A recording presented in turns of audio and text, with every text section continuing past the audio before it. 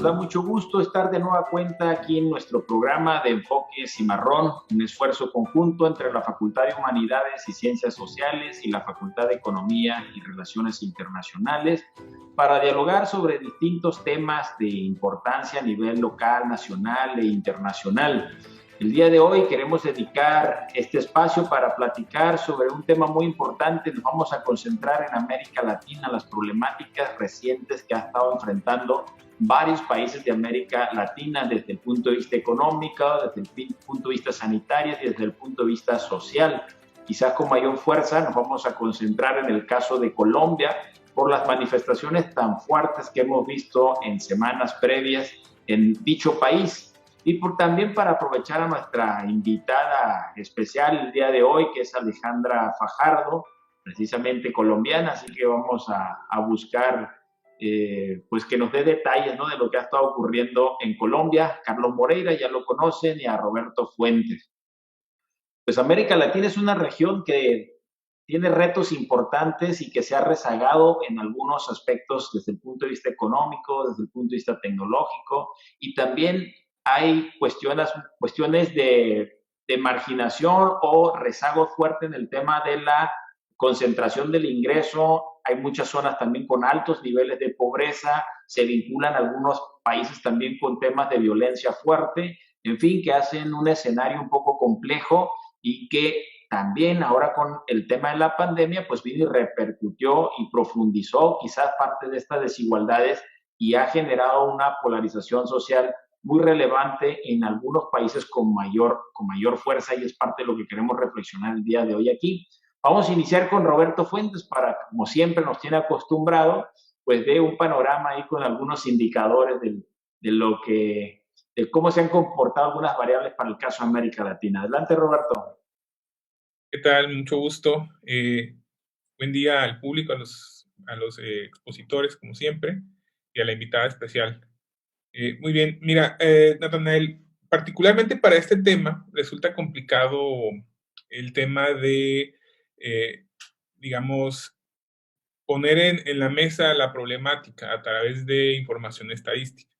Pero creo que sí sirve, por lo menos para la coyuntura, eh, evaluar estas diferentes estrategias que se manejaron, se barajearon para hacer frente al COVID. Entiendo que la problemática en Colombia es mucho más compleja, es estructural, pero lo que, digamos, derramó el vaso, la última gota que derramó el vaso, fue una reforma fiscal para, argumentaba el gobierno, financiar los programas sociales que se implementaron durante la pandemia, particularmente uno que se llama Ingreso Solidario y que atendió a más de 3 millones de hogares en Colombia, y la devolución del IVA que se dio durante el 2020. Entonces, y a pesar de esto, ¿no?, a pesar de estos programas contracíclicos o emergentes a partir del COVID, la economía de Colombia cayó 6.8% durante el 2020. Se crea un boquete fiscal que se intenta subsanar a partir de esta reforma, y entonces, digamos, estallan las protestas sociales. Inmediatamente después, a los 3 días me parece, el presidente da para atrás a su reforma, por lo menos a la parte más polémica, pero las protestas continúan. Esto es muy similar a lo que pasó en Chile en los años previos, con ni siquiera una reforma fiscal, era un incremento en una tarifa de transporte en una zona muy específica, y estallan las protestas. Muchas veces en este programa hemos hablado de que uno de los grandes retos que enfrenta cualquier gobierno, particularmente el mexicano, es la capacidad de recaudar recursos para tener un Estado fuerte que provea servicios como salud, infraestructura, educación, etcétera, etcétera. Poco hemos discutido qué tipo de reforma fiscal requerimos. Y, por supuesto, la gran, eh, digamos, resistencia que pondría la población ante esta necesidad imperante. Creo que lo que pasa en Colombia nos sirve para contraponer a aquellas ideas que argumentaban que en México se tenían que implementar necesariamente programas anticíclicos y que a la postre se tendría que financiar eso con una reforma fiscal. Creo que eso en teoría, digamos, sigue siendo cierto, pero creo que hay elementos políticos que pueden dificultar su implementación. Repito, en Colombia el PIB cayó 6.8%, a pesar de esos programas anticíclicos importantes, algunos que ayudaban a la población más vulnerable, 3 millones de hogares más vulnerables recibieron este tipo de apoyo, y para financiar esto, continuar este tipo de programas más allá de la pandemia, se intentó implementar una reforma fiscal. Parece que tiene sentido, ¿no? Parece que hace sentido hacer ese tipo de estrategias. Ya vimos que no, ya vimos que ese tipo de reformas pues sacan a la luz problemas estructurales mucho más importantes. Particularmente en Colombia, según los últimos datos, es el segundo país con mayor desigualdad en América Latina y el séptimo con mayor desigualdad en el mundo. Entonces, ante este contexto estructural de desigualdad, una reforma fiscal pues resulta poco atractiva para la población, sobre todo, según entiendo, una reforma fiscal que se recargaba mucho más en la clase media. Pues interesantes los comentarios de Roberto. Vamos a aprovechar la experiencia de Carlos, que pues por muchos años ha sido especialista en el tema de América Latina, entender la problemática, para complementar las aportaciones que ha hecho Roberto antes de entrar con Alejandra. Carlos, adelante. Muchas gracias, un saludo para todos, un saludo también para la audiencia. Sí, muy interesante lo de Roberto, ahora lo retomo un segundo. Yo creo que América Latina sigue todavía navegando desde hace un año en las aguas turbulentas de tres crisis, y esto comprende a Colombia, obviamente, también a México. Una es la crisis sanitaria, la pandemia no nos da tregua, y a pesar de que ya estamos en la etapa, en el año de la vacunación, los países van con diferentes velocidades y lo dicho, la pandemia no da tregua porque a pesar de la vacunación y a pesar de que hay países que ya han avanzado mucho, se han abierto otros frentes, hay nuevas cepas más contagiosas, etcétera. Es decir, seguimos con esa crisis abierta y sin resolver. Los 5 países más afectados, México, Brasil y Argentina, los 3 grandes países de América Latina, Colombia y Perú. Es decir, por ahí también va un poco la explicación en este mapa así tan candente, por qué Colombia es un fuego especial, ¿no? En segundo lugar, la crisis socioeconómica que señalaba Natanael al comienzo, es decir, problemas de desigualdad, violencia, han sido agravadas por la pandemia. Aquí solamente quiero traer, a manera de ejemplo, que por un lado continúan las caravanas de migrantes de los sectores populares más afectados por esta crisis, se sabe muy bien en México, están esas caravanas de centroamericanos. Acá un dato importante, aumentaron en el primer cuatrimestre del 2021 respecto al mismo cuatrimestre, al mismo periodo del 2020, en un 75% de los pedidos de asilo en México. O sea, México se está transformando también en un destino para solicitar refugio por estas caravanas migrantes, fundamentalmente centroamericanos, también haitianos. Y por otro lado, es decir, como un espejo de esta desigualdad en que vive el continente, los sectores privilegiados de algunos países yéndose a vacunar a Estados Unidos. Es decir, los que tienen visa y pueden disponer de un monto que puede ser, se habla de entre $3.000 y $4.000 si el viaje es desde Argentina, en Colombia puede ser más barato, etcétera, y que tienen visa para entrar a Estados Unidos, escapan a la realidad de la mayoría de sus poblaciones vacunándose en Estados Unidos. Es decir, es un reflejo, creo, del continente desigual en el que vivimos. Y por último, la crisis en sus aspectos políticos. ¿Sí? Creo que era Roberto, para retomar lo de Roberto y ya la palabra a Alejandra, me hace acordar en lo que está pasando en Colombia muchos parecidos con el caso chileno. Incluso por el actor más dinámico de las protestas que son los jóvenes y también por el tipo de demandas. Esta reforma tributaria que es la gota que rebalsó el vaso, que como decía Roberto, yo no sé, he leído por ahí, no soy economista, el análisis técnico de la reforma, incluso que hay aspectos que se pueden rescatar. O que no estarían tan mal en una reforma. El tema es el momento y los problemas de larga data, esto que decía Roberto, de problemas estructurales, es decir, en realidad esta es la gota que rebalsó el vaso de problemas de larga data a los cuales no se ha dado solución.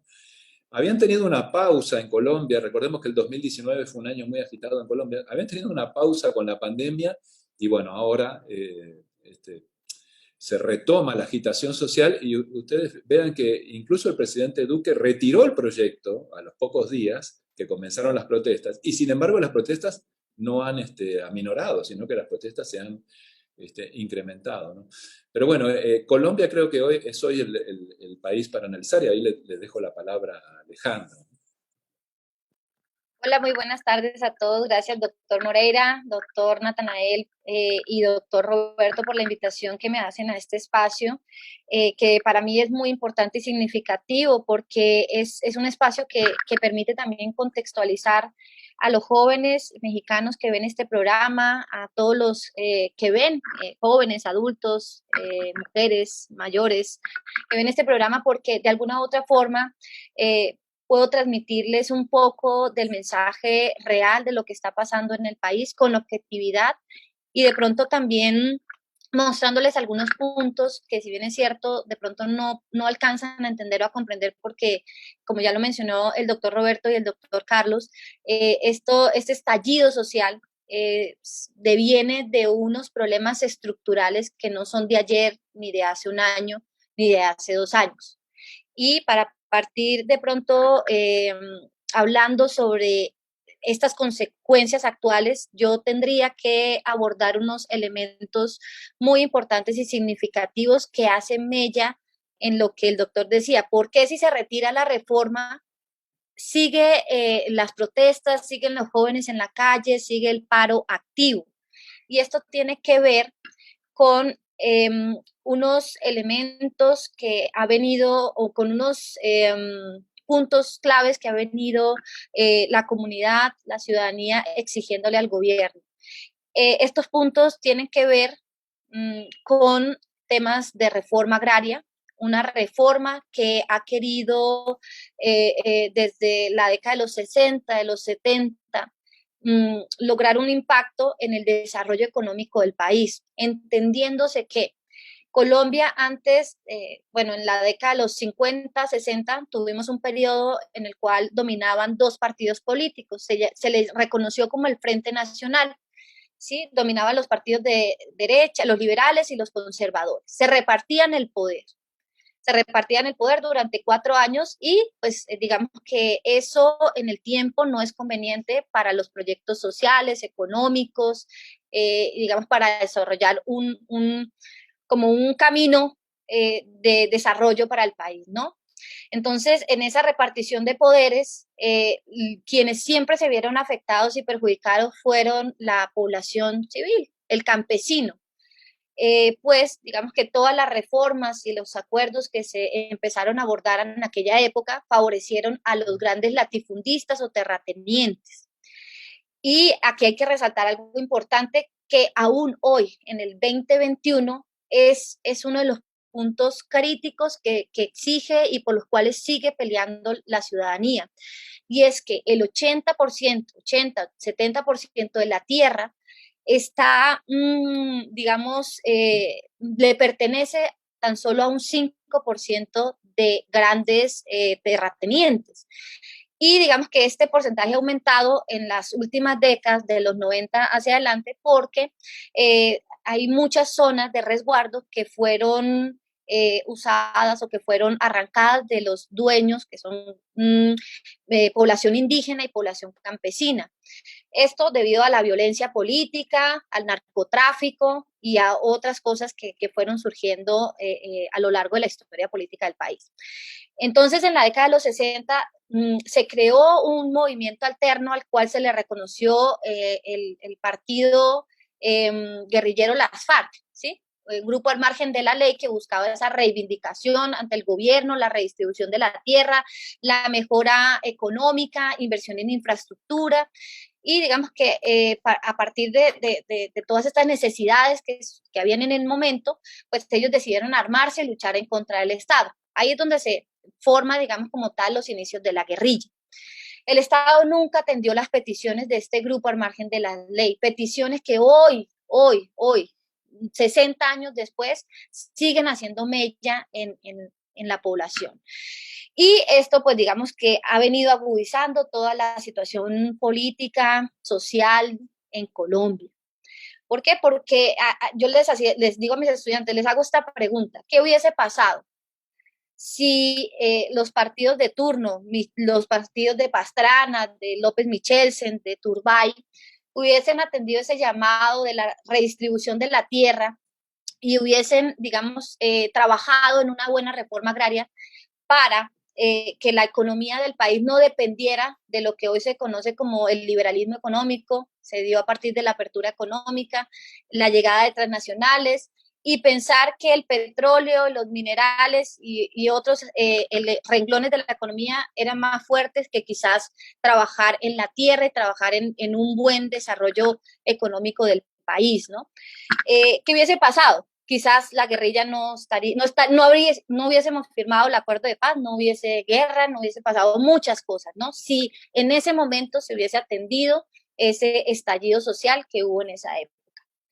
Y bueno, aunado a ello, pues digamos que como nunca hubo esa intervención del Estado, nunca hubo ese compromiso de mejorar esa política social económica, pues a la llegada del presidente Turbay en el 91 se realiza todo un proyecto de apertura económica, porque el gobierno creyó que para que Colombia creciera y dejara de ser un país subdesarrollado, tercermundista o periférico, como lo dice Paleto y Cardoso, pues se abrieron las puertas a muchos países, se abrieron las puertas en materia económica, digamos que reduciendo impuestos, aranceles y permitiendo que estas transnacionales llegasen al país a explotar los recursos naturales, a explotar los minerales, a sacar petróleo y, bueno, a construir una economía en base a todo lo que es la extracción de los recursos mineros. Entonces, todo este tiempo, digamos que Colombia, los que han llegado al poder, han pensado que el desarrollo parte de este modelo capitalista, que si bien es cierto no está mal, pero bien administrado y bien distribuido, pudiese tener un mejor impacto en las necesidades sociales del país. Y bueno, con la llegada de algunos presidentes, voy a citar ya un poco más a fechas más cercanas a lo que ha venido pasando. En el 2019 hubo una reforma tributaria que implementó el presidente Santos. Fue una de las últimas cosas, aparte del acuerdo de paz, que fue algo muy importante para el país. Se realizó una reforma tributaria en la cual se disminuyeron los impuestos para empresas canadienses, estadounidenses, empresas transnacionales, y digamos que eso impactó mucho, pues obviamente, en el ingreso fiscal del gobierno nacional. Digamos, lo que se recauda en impuestos en pequeños emprendimientos, medianos emprendimientos y en general en los impuestos que hay en el país, pues no son, digamos, no están como a nivel de lo que se pudiera recaudar con todo lo que genera las empresas multinacionales y transnacionales que están asentadas en el país.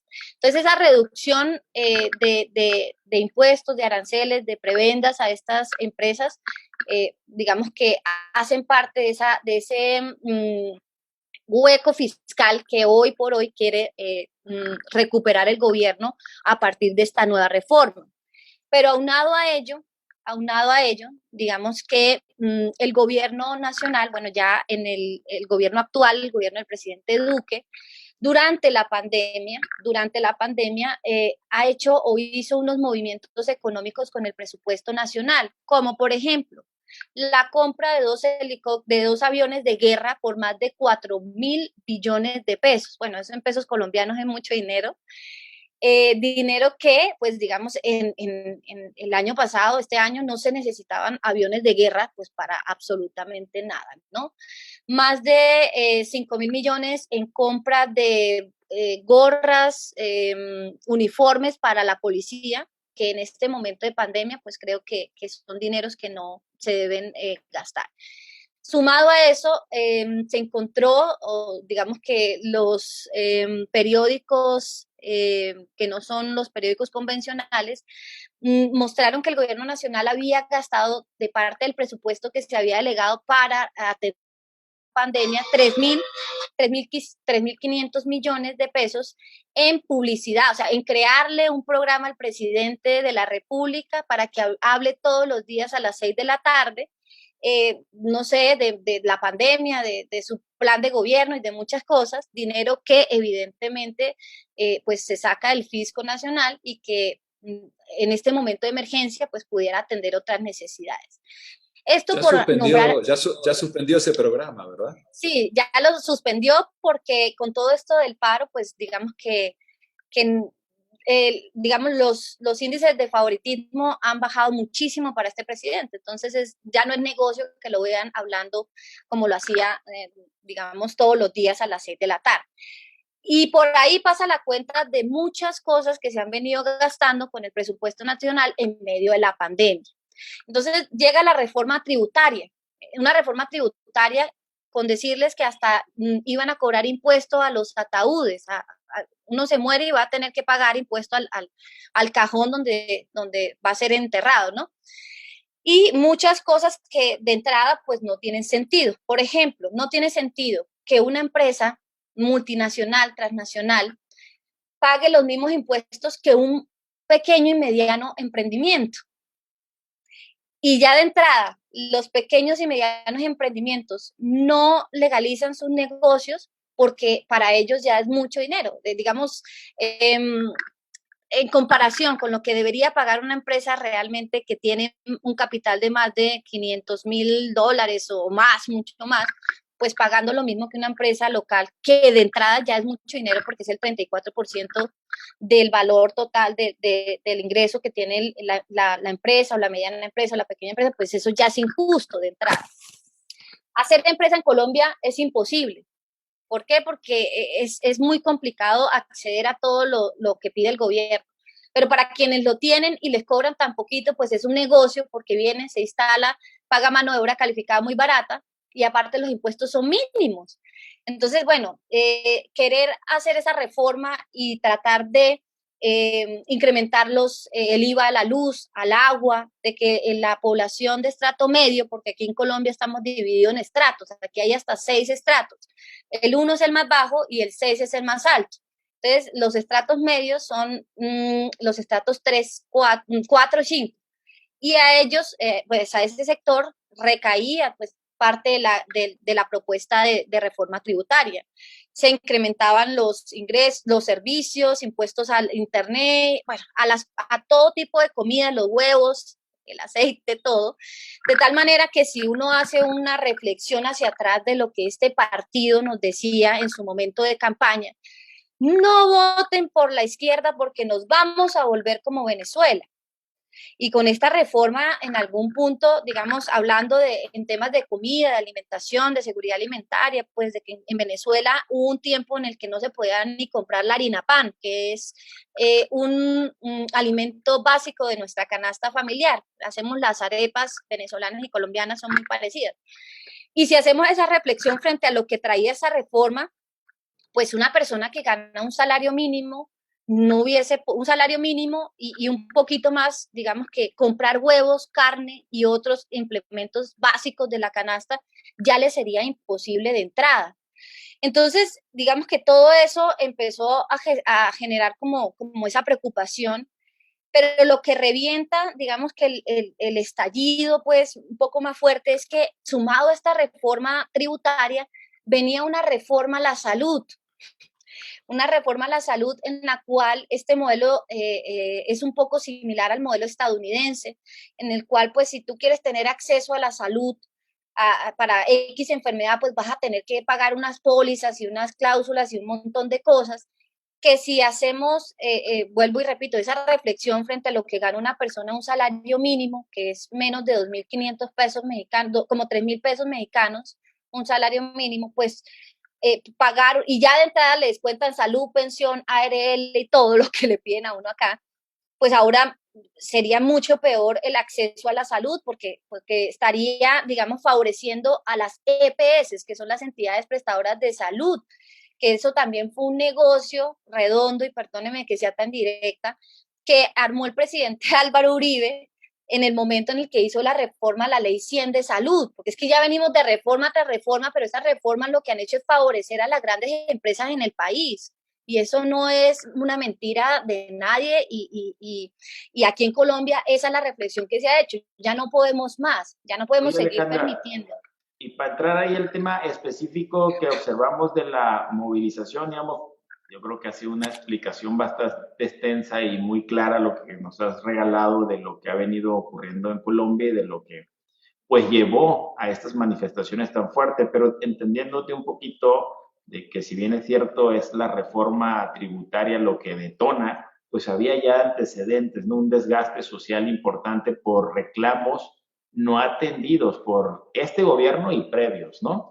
Digamos, en el tema de la manifestación ha sido generalizada, o sea, digamos, esto ha impactado o la movilización ha sido en todos los estratos, o estamos hablando de un segmento de la población, estamos hablando de quizás es la oposición la que puede haber hecho todo este incentivo para que se genere una movilización o no, de tal manera ha sido prácticamente en todos los estratos que ha salido la gente a manifestar su descontento. Eso por una parte. Y por otra parte, bueno, al menos lo que se observó en los medios es que se da una sobrereacción del Estado, ¿no? Hay una sobrereacción del Estado, bueno, al menos sí se percibió en los medios, no sé si efectivamente sí hay una sobrereacción del Estado que ha llegado, pues inclusive a causar muertes, ¿no? Muertes civiles que se han manifestado. ¿Eso es real lo que está, que así han sucedido las cosas en Colombia o digamos se distorsiona un poco ahí en los medios? No, es muy real, y creo que, bueno, para responder a la primera pregunta, el estallido social ha sido un despertar de todos los niveles económicos. Claro, porque cuando ya se afecta al estrato medio alto, ya digamos que hay una tensión de esta población frente a lo que quiere el gobierno. Y ellos entienden de entrada que no pueden cargar con el peso de la reforma y todo este tema que entrarían a tener que subsidiar y pagar y sacar de parte de su presupuesto, del ingreso que tienen, pues ya es complicado. Entonces, y aunado a ello, también hubo un despertar de lo que era población adulta mayor que tenía como mucha afinidad con el partido que se encuentra actualmente en el poder. Y este despertar pues ya, digamos, se dio porque también les iban a afectar las pensiones de edad, y pues digamos que eso no fue lo que el gobierno mencionó que iba a trabajar durante su plan de gobierno. Entonces, como que el estallido social hizo entrever que todo lo que se estaba construyendo, lo que se estaba gestando, pues no era en favor de nadie, más que de las grandes élites o de los grandes empresarios. Entonces, ahí entraron a reclamar personas de todos los estratos sociales.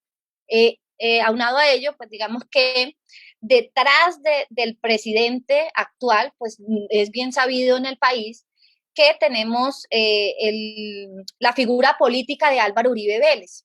Y este es un personaje que ha influido mucho en la historia política del país, tanto así que para responderte la segunda pregunta sobre qué ha pasado, realmente sí están dando de baja a los ciudadanos, sí ha habido como situaciones complejas de derechos, de respeto a los derechos humanos, sí.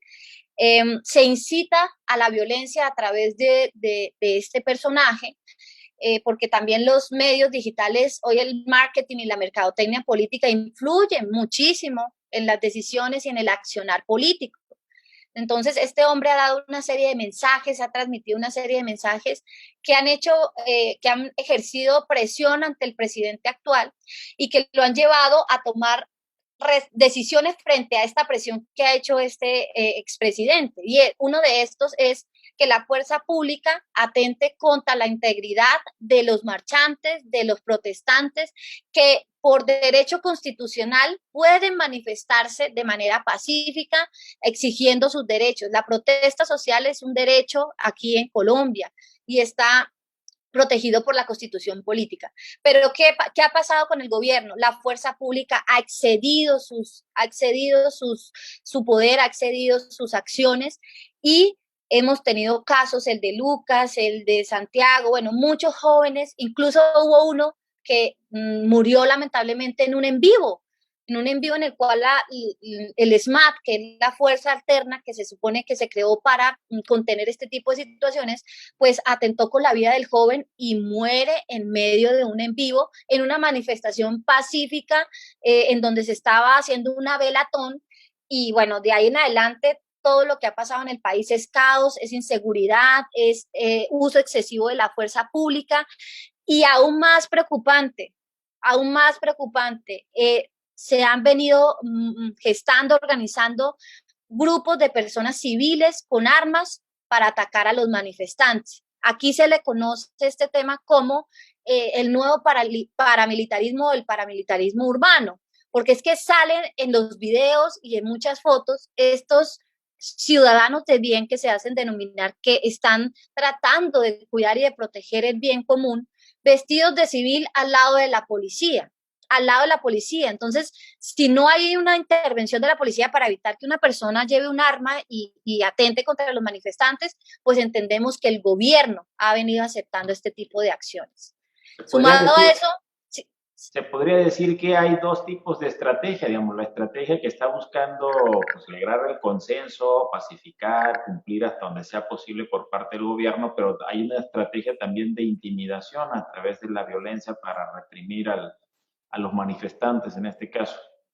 Represión total de parte del gobierno, un gobierno dictatorial, un gobierno ciego, un gobierno que no escucha, un gobierno que no atiende a su pueblo, que no escucha las necesidades del pueblo y lo único que ha querido hacer durante este tiempo, ya llevamos un mes y una semana, un mes y 5 días de paro, es reprimir a la población y atacarla, tanto así que ya digamos hace 2, 3 días el gobierno decretó que iba a militarizar las ciudades donde estaban los puntos principales de manifestantes obstruyendo las vías principales del país. Entonces, como se atenta contra el derecho a la movilidad y bueno, toda la parte de la economía, en las vías principales el gobierno puede militarizar y puede mandar al ejército a levantar a los protestantes, pero los levanta ¿de qué manera? Porque aquí quiero agradecer este espacio para comentarles a México y a quien nos pueda estar escuchando, y es que levantar la protesta es desaparecer jóvenes. Hay jóvenes desaparecidos, hay jóvenes en centros transicionales hacinados, más de 400, 500 jóvenes en Cali, en un centro de detención transicional, sin saberse si se alimentan, si están bajo los cuidados de los protocolos de bioseguridad, si los han golpeado. Otros jóvenes han aparecido muertos en los principales ríos del país. Hay un caso de un chico que encontraron quemado, al parecer le dispararon, luego intentaron quemar su cuerpo, pero la comunidad ha estado muy atenta como a estos eventos y pues lograron rescatar el cuerpo. Ahora están en un proceso de seguimiento por parte de la fiscalía y así digamos que Cali es el lugar donde más se ha agudizado la problemática del paro nacional, donde han habido más muertos, donde han habido más atentados a los derechos humanos de los manifestantes. Pues fuertes los comentarios que señala Alejandra. No sé si Carlos quieres dar algún comentario de lo que estamos escuchando aquí, de lo que ha sucedido en Colombia. Sí, un poco para saber la opinión de Alejandra de cómo se saldría de esta situación, ¿no? Porque, por un lado, decías muy bien que el presidente Duque está deslegitimado, ha perdido legitimidad. Incluso se habla de que tendría que renunciar, podría ser una salida a la situación, pero también, como decías tú, el que está en realidad detrás de esto es el expresidente Uribe, además con un discurso que alimenta la polarización. Es un discurso estigmatizando la protesta, hablando de influencias chavistas, castrochavistas, etcétera, no hace más que es un discurso que él ha usado antes, ¿no? Y que lo que hace es justamente polarizar y cerrar las salidas hacia un diálogo, que quizás se puede ser una de las salidas. Pero bueno, saber un poco, Alejandra, qué piensa de cómo se sale de esto, ¿no? Bueno, a mí me gustaría comentar que actualmente hay unos puntos de diálogo, unos puntos de encuentro que ha venido teniendo hace como una semana el gobierno nacional con, digamos, algunos líderes del paro. Bueno, ha habido también mucha diferencia porque esos líderes del paro que se han reunido con el presidente no representan a la gran mayoría de manifestantes, que son los jóvenes, porque estos que se han venido reuniendo con el gobierno son los sindicatos de antaño, ¿no? Los sindicatos que ya también por un largo periodo de tiempo han venido luchando y defendiendo los derechos pues de la ciudadanía, pero que no han logrado pues un impacto real, ¿no? Y está la contraparte de que, bueno, los jóvenes, las primeras líneas no han sido escuchados, el gobierno nacional no ha querido sentarse con ellos.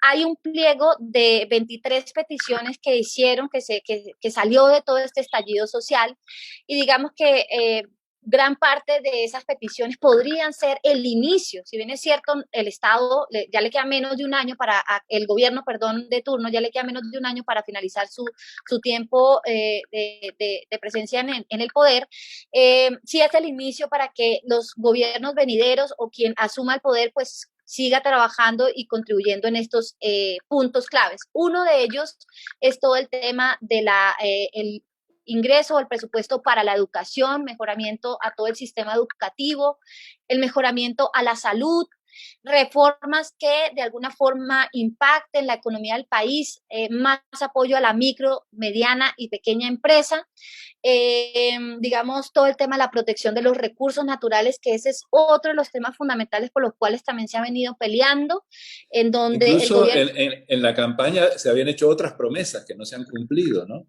Muchas. A ese punto, muchas promesas. Una pregunta, Alejandra, los partidos de oposición no han tenido una presencia visible, ¿no? Han tratado también de mantenerse, sí, apoyar la protesta en algunos casos, pero... Es que es muy difícil, ha sido muy difícil porque aquí te voy a comentar un caso y les voy a comentar un caso.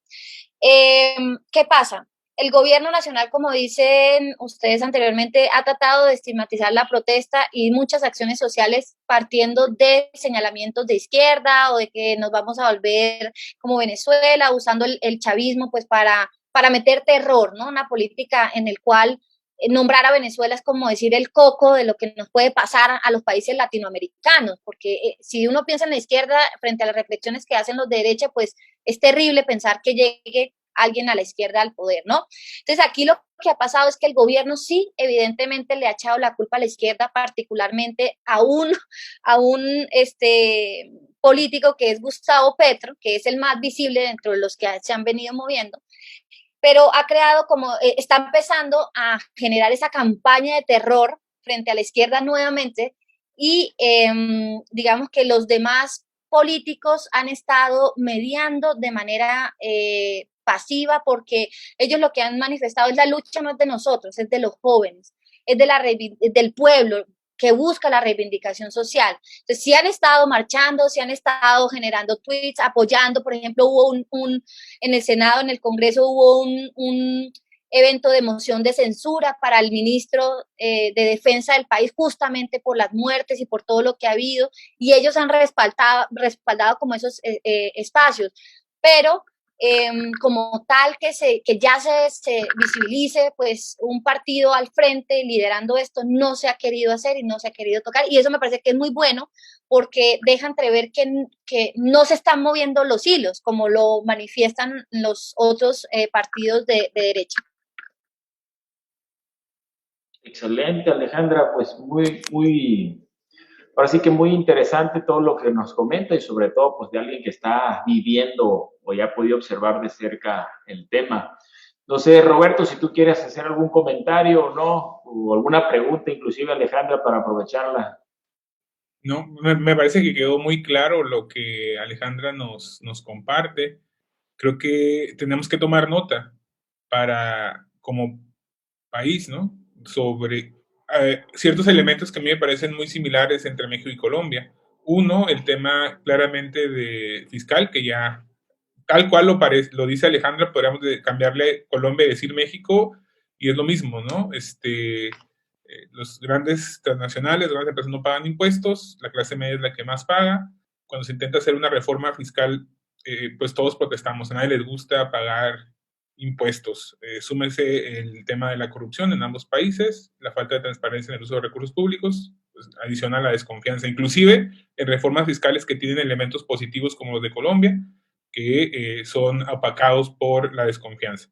Y segundo, lo que comenta sobre el tema de digamos, el uso de fuerza excesiva para hacer el tema de intentar aplacar o, digamos, callar las protestas, que tiene que ver, creo que también hay una similitud importante con México en el sentido de que no tenemos en México una fuerza policíaca profesional que pueda, digamos, dar causa a ese tipo de protestas sin excederse, ¿no? Sin excederse, como eh, ya lo hemos visto en México. Y ante esa falta de capacitación, profesionalismo de las fuerzas públicas, ahora muy militarizadas también en México, pues se decide no actuar en ningún caso para evitar la escalada, que creo que también puede resultar perjudicial. Entonces creo que con eso me quedo, que hay que tomar nota de lo que está pasando en Colombia, y creo que eso nos ayudaría a entender mucho mejor los fenómenos que podrían pasar o desatarse en México. Carlos, un comentario tú también para el cierre. No, muchas gracias. Agradecerle a Alejandra y bueno, muy, muy interesante todos sus análisis. Yo nomás un comentario para el cierre, Alejandra. No sé si, por ejemplo, el tema tiene alguna solución, digamos, es posible llegar a algún acuerdo de paz ahí que normalice la situación en Colombia, o el tema se resuelve solo si pues logran la destitución del presidente, o va mucho más allá de eso. Bueno, doctor, aquí actualmente no se está buscando que él salga del poder, pero sí que atienda las peticiones del pueblo. Hoy, digamos que hubo un gran avance en materia de estos 23 puntos que piden o que solicitan las primeras líneas, los líderes del paro nacional. El gobierno accedió a firmar ese preacuerdo, sí y solo sí se empiezan a levantar los puntos donde están ubicados los manifestantes a nivel país, que son las vías principales y las carreteras principales, para que haya un poco de flujo en materia económica. Y bueno, porque aquí también como se han bloqueado algunas vías principales, pues los insumos alimenticios o los alimentos han incrementado los costos y tampoco hay abastecimiento en algunas ciudades. Entonces el gobierno ya dijo hoy, bueno, levanten esos puntos y firmamos el preacuerdo y seguimos construyendo ese preacuerdo, lo seguimos dialogando a fin de encontrar como esos elementos claves para poder seguir desarrollando esas propuestas de mejora y poder, digamos, que tener ese impacto social que ha venido exigiendo la ciudadanía. Entonces, el inicio, digamos, de dialogar y de empezar a trabajar sobre esos puntos álgidos se dio hoy. O sea, se puede decir que hoy el presidente ya tomó postura y dijo, sí, acepto firmar el preacuerdo, pero ustedes también levanten estos puntos críticos del país. Y seguimos trabajando sobre la marcha. Vuelvo y repito, esto no se acaba aquí. Esto tiene que continuar porque el siguiente año, en abril y mayo, tenemos elecciones de Congreso, Cámara, Senado y las elecciones presidenciales. Entonces, lo que él alcance a hacer de aquí a que él salga del poder, pues es un poco apaciguar los ánimos actuales, ¿no? Quien realmente vendría a trabajar en ese fortalecimiento, esos puntos críticos de mejora, es el presidente que quede el siguiente año y que deberá tener un trabajo bastante fuerte para cumplirle a la ciudadanía, para cumplirle al pueblo, porque, óigase bien, si esto no mejora, si esto no se supera o no se trabaja a profundidad, van a seguir habiendo más movimientos sociales, más estallidos sociales en Colombia, en Argentina, en Chile, porque ya lo hemos venido presenciando y lo hemos venido viviendo. Entonces, hay un largo trecho que le queda la carga al que viene, sí, pero es importante escuchar al pueblo y trabajar sobre lo que el pueblo está requiriendo. Pues agradecemos mucho la invitación, que haya aceptado la invitación, Alejandra, que nos regale estas reflexiones, como ya lo señalé, para conocer ahora sí de alguien que está en Colombia, que ha seguido el tema de cerca y que, bueno, nos brinda un panorama más completo de lo que ha estado sucediendo ahí. Y bueno, ojalá que por el bien del pueblo colombiano, pues se logren establecer los acuerdos que le den, apaciguar los ánimos, como señala Alejandra, generar los mecanismos para incentivar la paz, pero sobre todo también, pues que no quede ahí, ¿no? Sino que vaya al hecho de que los gobiernos, pues cumplan las demandas ciudadanas que hayan estado por años, no solamente en Colombia, sino en general en América Latina. Creo que hay un desgaste importante en los niveles de bienestar de muchos países latinoamericanos, inclusive de muchas regiones en el mundo, pues lo que ha llevado a todos estos tipos de manifestaciones sociales fuertes, ¿no? Y que obviamente están demandando soluciones que vayan orientados pues a mejorar el nivel de vida de fuertes segmentos o amplios segmentos de la población en muchos países. Creo que la desigualdad que señalaba al inicio y que hemos tocado en estos programas pues llegó a ciertos límites, ¿no? Que ya no es tolerable o tiende a no ser tolerable por la sociedad en general, y que bueno, ahí están los retos para los gobiernos y también para la sociedad en cómo logramos organizarnos y construir pues mejores comunidades que nos den los niveles de bienestar a los que aspiramos todos. Esperamos que haya sido de agrado este programa y los esperamos en una edición más de Enfoque Cimarrón. Muchas gracias.